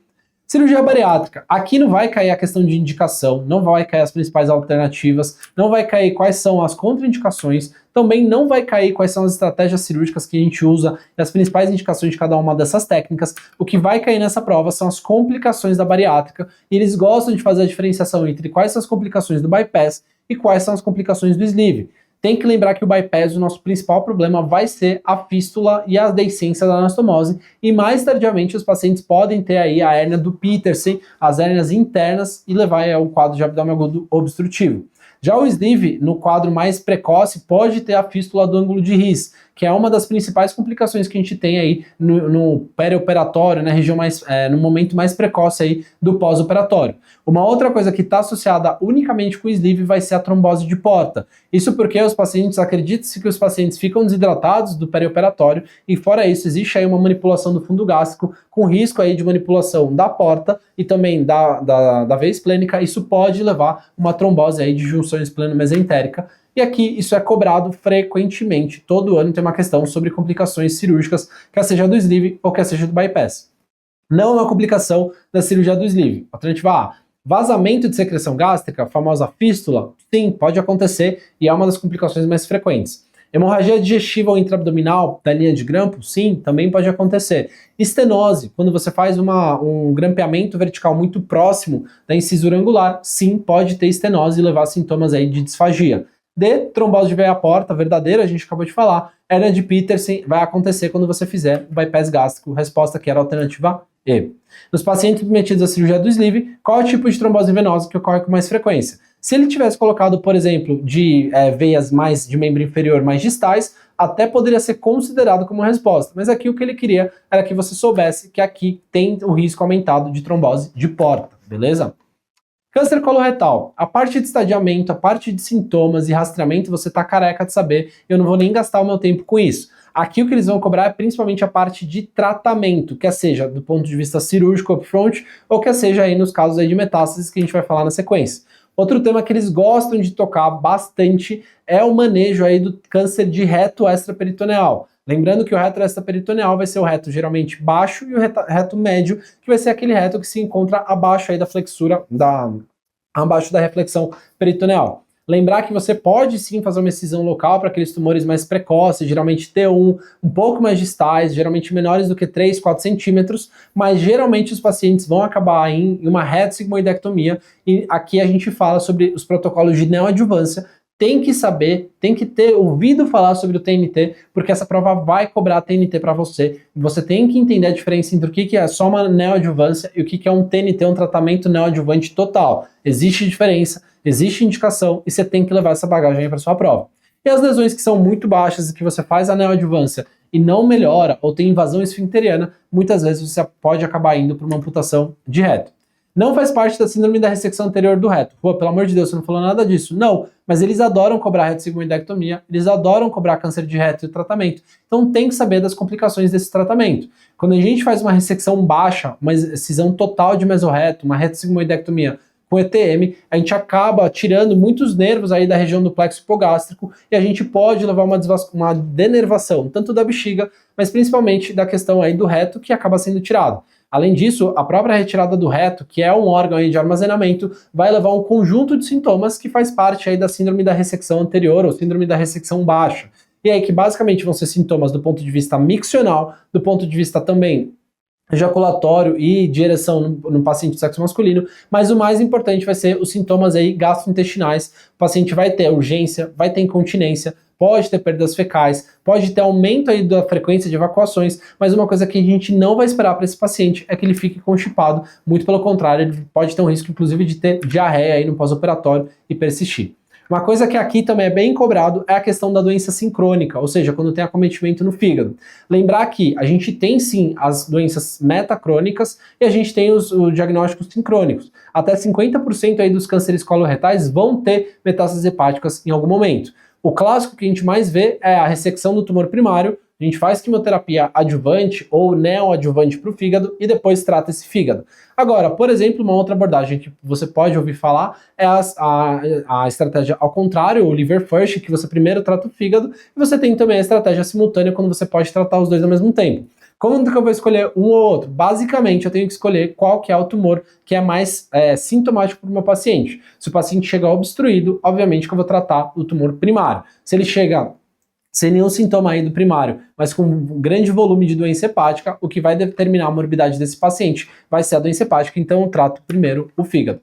Lembrar que quando eu estou fazendo tratamento da metástase hepática do câncer coloretal, eu tenho que ficar ligado que o tratamento com ressecção hepática ele acaba sendo padrão ouro muitas vezes, mas que você tem que saber se esse paciente vai ter um fígado remanescente depois da sua cirurgia, porque se não tiver, ele vai ter insuficiência hepática após a hepatectomia, uma situação bastante grave. Se você não tiver remanescente aí você vai valer aí de algumas estratégias para aumentar esse remanescente. Ficar ligado que vai ter um valor de remanescente variável conforme o tempo aí de quimioterapia, conforme a cirrose do paciente. Isso é importante para você saber para sua prova. E lembrar que essa prova pode acabar cobrando os principais aí aspectos do que é os critérios aí de Fung, que vai te falar se esse paciente, por exemplo, ele é mais candidato a uma ressecção fronte da metástase ou se você vai fazer uma quimioterapia, por exemplo. Em relação às metástases hepáticas dos tumores coloretais, assinale a alternativa incorreta. O câncer coloretal é o tumor que mais produz metástases hepáticas, isso é verdadeiro. A gente vê bastante, quando a gente vê metástases hepáticas de sítio aí desconhecido, a gente tem que fazer uma colonoscopia no paciente. E elas podem ser sincrônicas ou metacrônicas, isso é verdade. Elas podem acontecer no momento do diagnóstico dos dois, ou elas podem acontecer depois, isso é mais frequente inclusive. B. Sua ressecção e quantidade de remanescente deve levar em conta o esquema de quimioterapia, isso é verdade. A gente tem alguns quimioterápicos que vão levar a mais congestão sinusoidal, vão ter alguns outros que vão ser hepatotóxicos, então sim, a gente tem que ficar de olho na questão da quimioterapia. Já que algumas drogas causam lesão sinusoidal e outras não, independentemente do tempo do seu uso, não. Se você fizer uso mais prolongado, você tem maior risco de ter aí mais lesão hepática, então isso tem que ser levado em consideração. C. Como regra, a sua ressecção ocorre depois da ressecção de tumor primário, então é o que a gente faz, a estratégia mais clássica, e a realização de quimioterapia. Mas você pode ressecar o tumor primário aí depois, se você primeiro resseca o fígado, isso também pode ser feito. Alternativa D, pode comprometer qualquer segmento hepático, inclusive o segmento 1. E sim, isso é verdadeiro. O segmento 1 ele acaba sendo menos acometido, mas sim, ele pode ser acometido, essa alternativa também está correta. A alternativa é, além da cirurgia, tem outras opções de tratamento, como terapia de radiação, terapias aí radioablativas e também embolização que podem ser utilizadas e algumas delas conseguem inclusive ser um tratamento definitivo para as metástases hepáticas de câncer câncer coloretal. E então chegamos aqui que a alternativa incorreta era a alternativa B. Vamos falar um pouquinho de anatomia hepática rapidamente, porque você tem que estar com isso na cabeça, porque também é cobrado nessa prova. Lembrar aí da linha de Cantor, então essa separação do que é fígado direito e fígado esquerdo. Isso vai ser tanto uma separação anatômica por conta dessa linha, mas o mais importante vai ser uma separação funcional. O que é 5, 6, 7, 8, então o fígado direito vai receber um ramo portal direito, vai receber um ramo arterial direito e vai ser nutrido principalmente, drenado principalmente pela veia hepática da direita e um pouquinho da veia hepática média.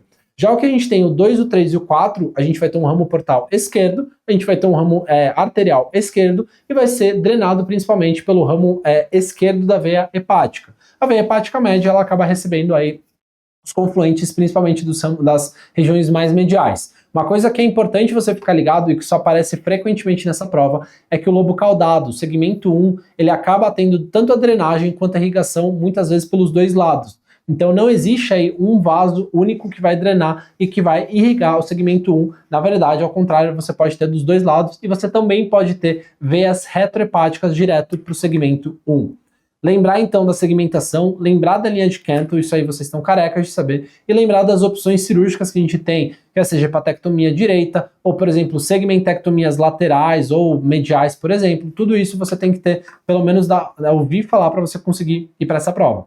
Veia hepática direita não drena o segmento hepático, ou seja, ele está te perguntando o que não faz parte do segmento do lobo hepático direito. Então a gente sabe que tanto 5, quanto 6, quanto 7, quanto 8, eles são do fígado direito. Daqui, dessas que ele te fala, o único que é do segmento do lobo hepático esquerdo vai ser o segmento 4, alternativa D.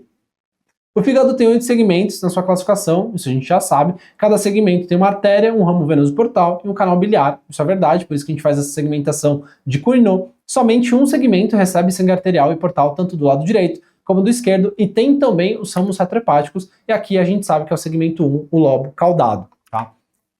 Algumas coisas extras, rapidão, estão acabando. Realmente é uma prova difícil, é uma prova bem demandante, então gasta um pouquinho mais de tempo pra gente falar sobre isso, mas estamos quase acabando.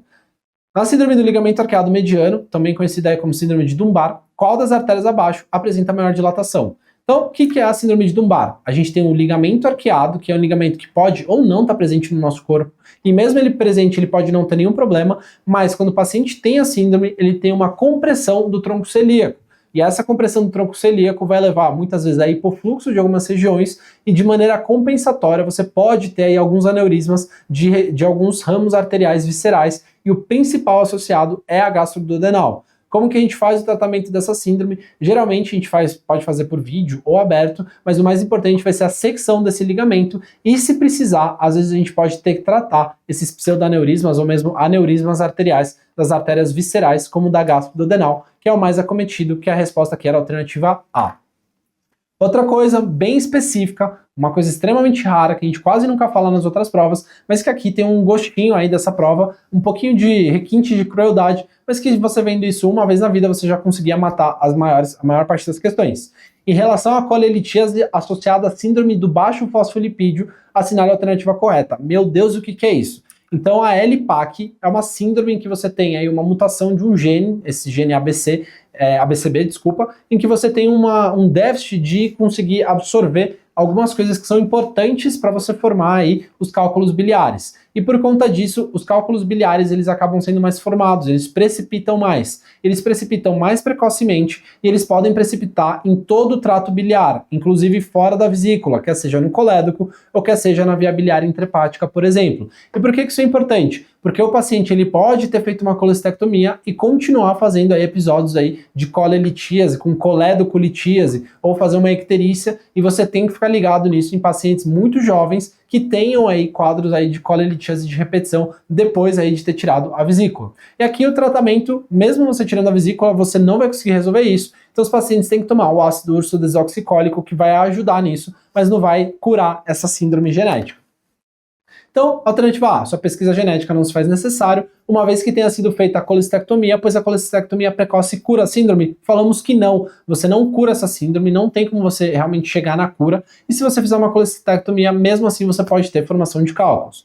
B, está associado à mutação do gene ABCB4, que codifica uma proteína MDR3, nem sabia da MDR3, mas realmente é uma síndrome genética com a mutação do ABCB.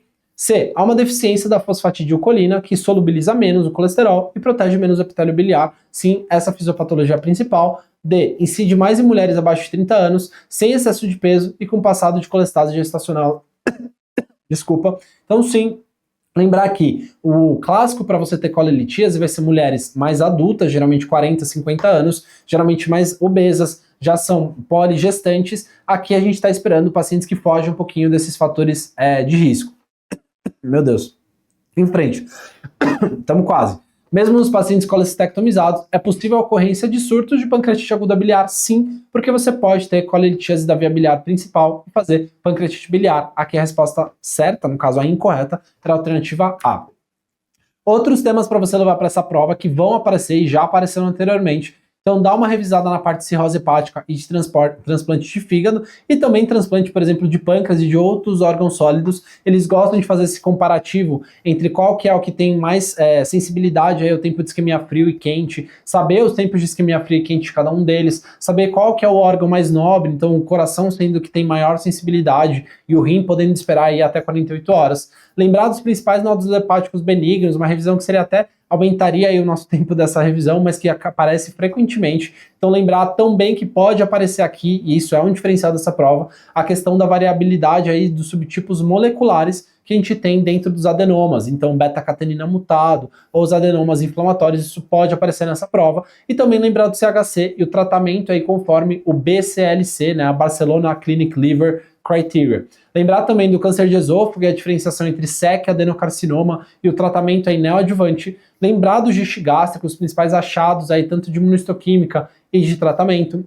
As diferenças aí entre o que é retocolite ulcerativa e doença de Crohn, seus aspectos aí tanto de tratamento, mas também de aspectos histológicos e diagnóstico das duas doenças inflamatórias intestinais.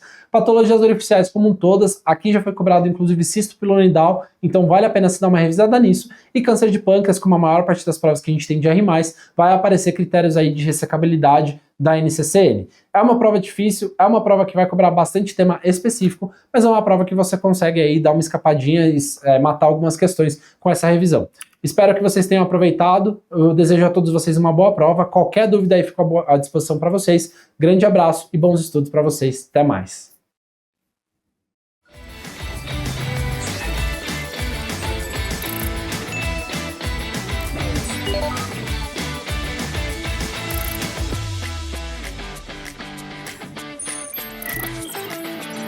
Bom, pessoal, vamos aqui para mais uma revisão, raio-x das bancas, aqui nesse caso do CESPE, tá? Uma prova que eventualmente cobra, sim, questões de cirurgia cardíaca, tá? Meu nome é Matheus Gastaldo e fiquei responsável, então, pela essa revisão da parte de cirurgia cardiovascular. Então, os temas dessa revisão vão ser as doenças da aorta, tá? Aqui no caso do CESPE, eles cobram principalmente as dissecções de aorta, mas nós vamos também falar um pouquinho sobre os aneurismas, tá? E cobram questões de dispositivo de assistência ventricular e questões até bastante específicas sobre o tema. Bom, começando então pelas doenças da aorta, vamos passar um pouquinho pelos aneurismas e vamos falar principalmente das dissecções. Tá? Então, uma questão do ano passado, de 2025, um aneurisma da aorta que inicia sua dissecção na aorta ascendente e se estende até a aorta abdominal, ao nível das artérias renais, é segundo a classificação de DeBakey, rotulado como tipo... Questão bem direta que cobra, então, a classificação anatômica de DeBakey, né, para as dissecções de aorta.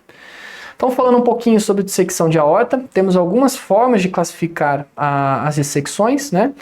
Existem as classificações anatômicas e as classificações quanto ao início dos sintomas. Essas duas são bastante importantes para a gente definir conduta nas dissecções de aorta. Então, começando pela classificação anatômica, né? Existem as classificações de Stanford e de DeBakey. A classificação de Stanford ela é muito mais prática e usual do ponto de vista prático, tá? Não foi a classificação cobrada pela questão, né? Mas ela é muito mais usual e mais prática. Por quê? Porque ela divide as dissecções de aorta em tipos A e B. No tipo A é quando acomete a aorta ascendente, tá? E nas do tipo B são aquelas que não acometem a aorta ascendente. Tá? Já a classificação de DeBakey, que foi a classificação abordada na questão, é um pouco mais específica. Então temos as do tipo 1, que acomete a aorta ascendente e a aorta descendente, tá? Que foi o caso da nossa questão. As do tipo 2, que acometem apenas a aorta ascendente. Então veja que as secções de aorta DeBakey tipo 1 e 2 correspondem às Stanford A, porque eu tenho acometimento da aorta ascendente. Tá? E as do tipo 3... que acometem apenas a aorta descendente, são as Stanfords do tipo B. No caso da tipo 3, pode ser dividido em 3A, quando acomete a aorta descendente torácica, apenas, e as do tipo 3B, quando acometem a aorta descendente torácica e abdominal. Tá? Então essas são as duas classificações anatômicas da dissecção de aorta. Quanto ao início dos sintomas, temos uma classificação bem detalhada, tá? Quando ela é hiperaguda, é quando os sintomas começaram a menos de 24 horas. Aguda de 1 a 14 dias, subaguda 15 a 90 dias e crônica mais de 3 meses. Mas aqui eu coloquei uma observação para fins de conduta médica. É mais fácil a gente dividir em dissecções com menos de 14 dias, a gente chama elas de agudas, tá? E com mais de 15 dias podemos falar de maneira geral que elas são crônicas. A gente vai ver que do ponto de vista prático é mais fácil a gente fazer dessa forma, mas existe essa forma detalhada de classificar quanto ao início de sintomas da dissecção de aorta, tá?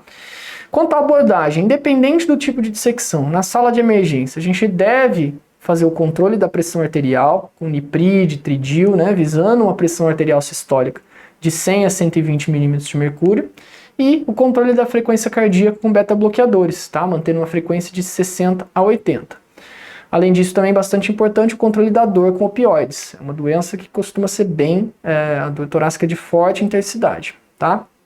E aí, para a gente definir quais serão as condutas futuras, a gente precisa, então, dividir em Stanford A e B. Por isso que eu disse que a classificação de Stanford é mais prática, né? Porque, basicamente, se teve acometimento da aorta ascendente, a conduta vai ser uma, se não teve, a conduta vai ser outra, tá?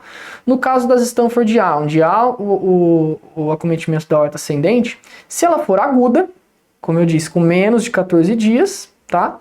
Cirurgia de emergência, cirurgia convencional aberta de emergência para correção, para substituição de toda a aorta ascendente e do orifício de entrada, né? Caso a Stanford A seja crônica, com dor há mais de 15 dias, inicialmente o tratamento pode ser conservador, tá? E a gente avalia a necessidade de cirurgia eletiva para esse paciente, tá?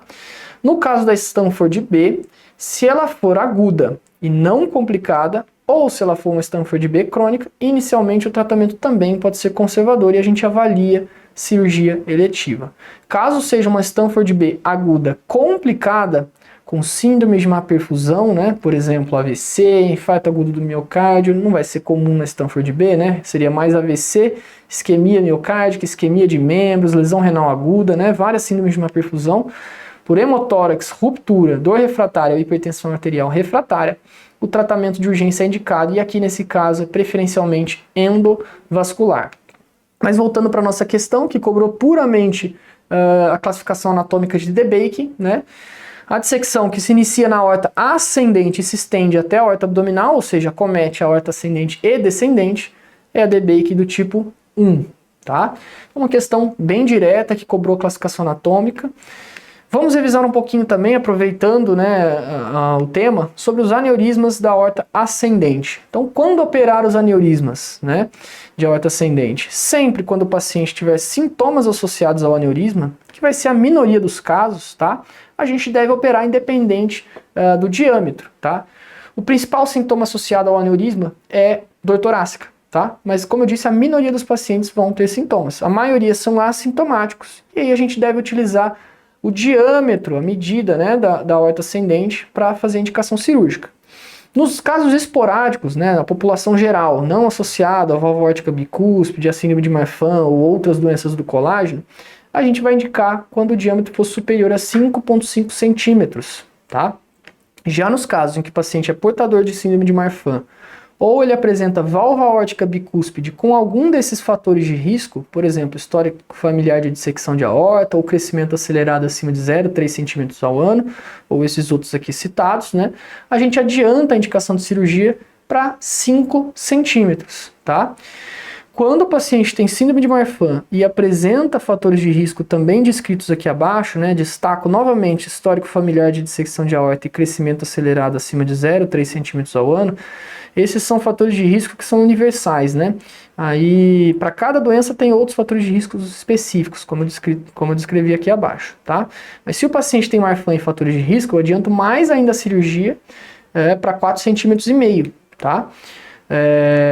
Bom, e o que seria essa cirurgia concomitante ou por oportunidade? Quando, por exemplo, o paciente tem indicação de operar uma válvula aórtica por estenose ou por insuficiência, ou uma válvula mitral, ou ele precisa revascularizar, e ele tem um diâmetro de aorta ascendente maior do que 45 milímetros, eu indico a troca da aorta ascendente por oportunidade, tá? Então essas são as principais indicações de operar um aneurisma e não uma dissecção. Não confunda, né, os termos da aorta ascendente. E qual a cirurgia ideal, né, para esse paciente? Para isso a gente tem que lembrar da segmentação da aorta ascendente. Então eu tenho um espaço que eu chamo de raiz da aorta, que é compreendido entre o anel da válvula aórtica e a junção sinotubular. Lembrando aqui, eu tenho válvula aórtica, eu tenho a origem das coronárias, né? E eu tenho a aorta ascendente propriamente dita, que vai da junção sinotubular até o início do tronco braquicefálico, uma região que não tem nenhum ramo, né? Uma região mais simples da aorta. Se a dilatação for isolada da aorta ascendente, eu faço uma interposição simples de tubo dácron supracoronariano, tá? Já se a dilatação acomete a raiz da aorta, daí eu preciso avaliar a função e a morfologia da válvula aórtica. Se essa válvula aórtica for doente, eu tiver uma insuficiência aórtica associada, ou uma estenose aórtica associada, ou a morfologia não for legal, eu faço a cirurgia de Bento ou de Bono, em que eu substituo a aorta ascendente dilatada e eu também faço a troca da válvula aórtica. No geral, a gente implanta uma prótese que ela é combinada, uma prótese valvulada, em a prótese de Dacron e uma prótese mecânica ou biológica para também fazer a substituição valvar. E lembrando, né, como eu tenho as coronárias aqui na raiz da aorta, eu também tenho que fazer o reimplante dessas coronárias no tubo. Quando a válvula aórtica é normal, tem uma função normal, eu posso fazer uma cirurgia de valve sparing, que eu preservo a válvula aórtica nativa do paciente, substituo a aorta ascendente doente por um tubo de Dacron, né? Faço o reimplante dessa válvula aórtica nativa no tubo, seja pela técnica de Tirone ou seja pela técnica de Jacob, e claro, também faço o reimplante das coronárias. Sempre quando eu tenho acometimento da raiz, é obrigatório o reimplante das coronárias, tá? Então essas são as possibilidades de cirurgia para os aneurismas da aorta ascendente, tá?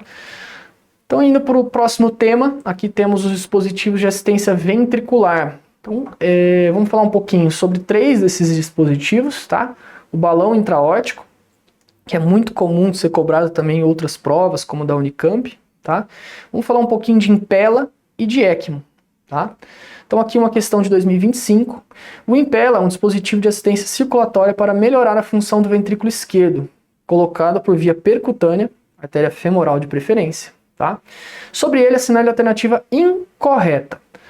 Vamos fazer uma revisão dos principais dispositivos de assistência ventricular, tá? Vou começar pelo balão intraórtico, mas também vou falar do Impella e da ECMO para a gente entender aquela questão. Então, o balão intraórtico, começando por ele, né, é um dos dispositivos mais comuns da prática clínica. Ele é um catéter inserido também de forma percutânea, tá? Preferencialmente pela artéria femoral, que ele é dotado de um balão em sua extremidade. A extremidade dele é posicionada abaixo do ósseo da subclávia esquerda, ou seja, no início da aorta torácica descendente, tá? Ele é acoplado a esse console, onde a gente consegue fazer a programação de alguns parâmetros, tá? E qual seria o mecanismo de ação do balão intraórtico? Então, ele basicamente se insufla na diástole, tá? Então, quando o coração está relaxado, ele insufla para aumentar a pressão diastólica na raiz da aorta, tá? E quando ele aumenta essa pressão na raiz da aorta, ele aumenta consequentemente a perfusão coronariana. Lembrando que a perfusão coronariana se dá principalmente na diástole, tá? Aumentando a perfusão coronariana, ele aumenta a oferta de oxigênio para o miocárdio. E a desinsuflação do balão intraórtico, ele ocorre na sístole, tá? E quando ele desinsufla, ele reduz a pós-carga do ventrículo esquerdo por efeito de vácuo, tá? Reduzindo a pós-carga, ele reduz o trabalho cardíaco e o consumo miocárdico de oxigênio e ele aumenta o débito cardíaco em cerca de meio litro por minuto, tá? É um incremento pequeno, mas muitas vezes fundamental em várias situações, tá? Esse meio litro por minuto a mais já ajuda bastante, tá? E em que situações o balão ele pode ser indicado? Então, em casos de choque cardiogênico refratário, aquele paciente que eu tenho doses elevadas de dobutamina, tô com o meu vasodilatador otimizado e mesmo assim ele mantém parâmetros hemodinâmicos ruins, posso lançar a mão do balão intraórtico. Disfunção miocárdica pós-SEC, muito comum no pós-operatório de cirurgia cardíaca. A gente está com aquele paciente que não está desmamando de SEC, está estufando o ventrículo, a gente passa um balão e ele sai, ele consegue fazer o desmame da SEC e vai para a UTI seguir seu pós-operatório, tá? Angina instável refratária, então por esse aumento da perfusão coronariana, posso passar um balão não pensando nesse aumento de débito cardíaco, mas pensando em aumentar a perfusão coronariana, tá? Complicações mecânicas do infarto, por exemplo, a CIV pós-infarto, insuficiência mitral aguda pós-infarto agudo, também é uma situação que o balão cai bem. E arritmias ventriculares refratárias relacionadas à isquemia, também por esse efeito de aumento da perfusão coronariana. E tão importante quanto pensar nas indicações, eu preciso pensar nas contraindicações ao uso do balão intraórtico. Quais são as principais? Então, insuficiência aórtica, lembra que a insuflação do balão ocorre na diástole, né? A insuficiência aórtica é o refluxo de sangue da aorta para o ventrículo esquerdo justamente na diástole, por uma incompetência da válvula aórtica de se fechar adequadamente. Então, se eu tenho um balão insuflado na diástole, que vai aumentar ainda mais a pressão diastólica na raiz da aorta, eu vou piorar a insuficiência aórtica. Então, essa é uma contraindicação clássica ao uso do balão, tá? Dissecção de aorta. Claro, é um dispositivo inserido de forma percutânea. Eu posso puncionar minha femoral e cair, por exemplo, no balão na falsa luz. E aí eu vou ter insuflar o balão na falsa luz de uma aorta dissecada. Contraindicado, tá? Se eu tenho doença arterial periférica grave, então a femoral com muita calcificação, tortuosidade, uma artéria femoral pequena, com placas obstrutivas, né? Não é legal. Diátese hemorrágica ou trombocitopenia grave. O balão é um dispositivo que a gente sabe que quebra plaquetas, né, que faz uma trombocitopenia por si só. Então, um paciente que já tem esse distúrbio, talvez não seja uma boa ideia utilizar o balão intraórtico, tá? Passando então para o Impella, que foi o dispositivo citado na nossa questão. Aqui uma figura demonstrando o Impella, tá? Ele é um dispositivo inserido de forma percutânea, assim como o balão, preferencialmente pela artéria femoral, mas também pode ser inserido pela carótida, subclávia ou outros vasos, tá? E ele é basicamente uma bomba centrífuga, que aspira o sangue do ventrículo esquerdo e expele esse sangue na aorta ascendente. Então, tá vendo? É um catéter posicionado via transaórtica, né? A válvula aórtica está mais ou menos nessa região. Tem parte dele dentro do ventrículo esquerdo e parte na aorta ascendente. Existe uma bomba centrífuga que tira o sangue do ventrículo esquerdo e expele aqui na aorta ascendente, descomprimindo o ventrículo esquerdo, aumentando a pressão arterial média, melhorando também a perfusão coronariana, o que pode gerar uma diminuição no uso de inotrópicos. É indicado, assim como no balão intraórtico, em caso de choque cardiogênico refratário, tá? E diferente do balão, ele aumenta o débito cardíaco de forma muito mais expressiva, né? Então, cerca de 2,5 a 5 litros por minuto. A gente viu que no balão, em torno de meio, né, litro por minuto. Ou seja, o Impella ele é mais caro, um dispositivo menos disponível no nosso meio, mas ele é bem mais efetivo no aumento do débito cardíaco, tá? E uma observação importante, é necessário anticoagulação com heparina, tá? Quando a gente coloca o Impella. Então a gente deve manter o TCA, o tempo de coagulação ativado, acima de 180 segundos pelo menos, para evitar trombose do sistema, tá? Partindo então para a ECMO, que é um dispositivo de assistência ventricular bastante eficiente também, um pouco mais complexo, tá? Ele é um sistema de circulação extracorpóreo, tá? Então dotado, por exemplo, de uma bomba propulsora extracorpórea, um oxigenador que permite a troca gasosa, né, de oxigênio por CO2 do sangue, tem o cânulas, né, cânulas tanto de drenagem quanto de retorno, e os tubos para conexão, tá? Existem basicamente duas configurações de ECMO, a ECMO VV, onde eu garanto apenas um suporte pulmonar, né, indicado para casos de insuficiência respiratória hipoxêmica ou insuficiência respiratória hipercápnica. É essa configuração mostrada aqui acima, tá? Eu tenho a drenagem do sangue venoso, pode ser por uma veia femoral, por exemplo, né? Passo pela bomba, passo pelo oxigenador para fazer as trocas de O2 e CO2, né? Substituir a função pulmonar, e a cânula de retorno eu devolvo também numa veia, por exemplo, a veia cava superior. Então veja que nesse caso eu estou apenas substituindo a função pulmonar, estou fazendo a troca no oxigenador e devolvendo numa veia, tá? E existe a ECMO VA, onde aí sim eu tenho um suporte cardíaco e pulmonar, indicado nos casos de choque cardiogênico ou até parada cardíaca, né? Por exemplo, demonstrado aqui nessa figura, drenagem pela veia femoral, passo por uma bomba, da bomba vai para o oxigenador, eu tenho a troca de oxigênio e de CO2 no oxigenador e devolvo esse sangue para uma artéria, no caso aqui para a artéria femoral, tá? Então a ECMO VA eu substituo tanto a função pulmonar, porque eu tenho o oxigenador aqui, mas também eu dou um suporte cardíaco, tá? E a ECMO é o mais efetivo de todos esses dispositivos que eu mostrei, ele pode aumentar o débito cardíaco em cerca de 3,5 a 6 litros por minuto. Isso, claro, no caso da ECMO VA, né, que eu quero esse suporte cardíaco. Então, dos dispositivos apresentados, ele é o mais eficiente e que pode aumentar em maior quantidade o débito cardíaco. Voltando então para a nossa questão, lembrando que ele está falando sobre Impella e que ele quer a alternativa incorreta, tá? Vamos alternativa por alternativa. Letra A. tem os mesmos princípios do balão de contrapulsação aórtica, sendo mais sofisticado. Uma das extremidades fica no átrio esquerdo e a outra na aorta descendente. Completamente errada. No caso, vai ser a resposta correta da nossa questão. Ele não tem os mesmos princípios do balão intraórtico. Lembrando que o balão é um balão de contrapulsação que insufla na diástole e desinsufla na sístole. Enquanto o Impella, ele é uma bomba centrífuga, né? E uma das extremidades dele não fica no átrio esquerdo, né? E nem na aorta descendente. As extremidades, uma fica no ventrículo esquerdo e a outra na aorta ascendente. Então a incorreta aqui já é a letra A, né? Mas vamos ver as outras alternativas. B, aumenta a pressão arterial média e a perfusão coronariana? Sim, a gente viu que o Impella, ele suga o sangue do ventrículo esquerdo e expele na aorta ascendente, aumentando a pressão e a perfusão coronariana. C, reduz a pressão do ventrículo esquerdo quando o coração relaxa? Sim, ele descomprime o ventrículo esquerdo, né? Por esse efeito de aspiração do sangue do ventrículo esquerdo. D, o Impella aspira o sangue do ventrículo esquerdo e o devolve para a aorta ascendente? Perfeito, esse é o mecanismo de funcionamento dele. Tá? E E, diminui a congestão pulmonar e, como regra, o paciente deve ser mantido anticoagulado. Perfeito, como ele descomprime o ventrículo esquerdo, isso acaba se refletindo retrogradamente também no átrio esquerdo e na circulação pulmonar, diminuindo a congestão. E, como a gente viu, o paciente com uso de Impella deve se manter heparinizado com um TCA em torno de 180 segundos. Tá? Então, de fato, a alternativa incorreta é a alternativa A, né, que é a resposta da nossa questão.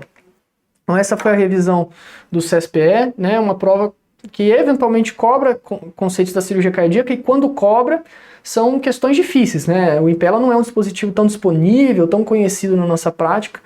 Então, espero que essa revisão tenha sido bastante proveitosa para vocês. Muito obrigado.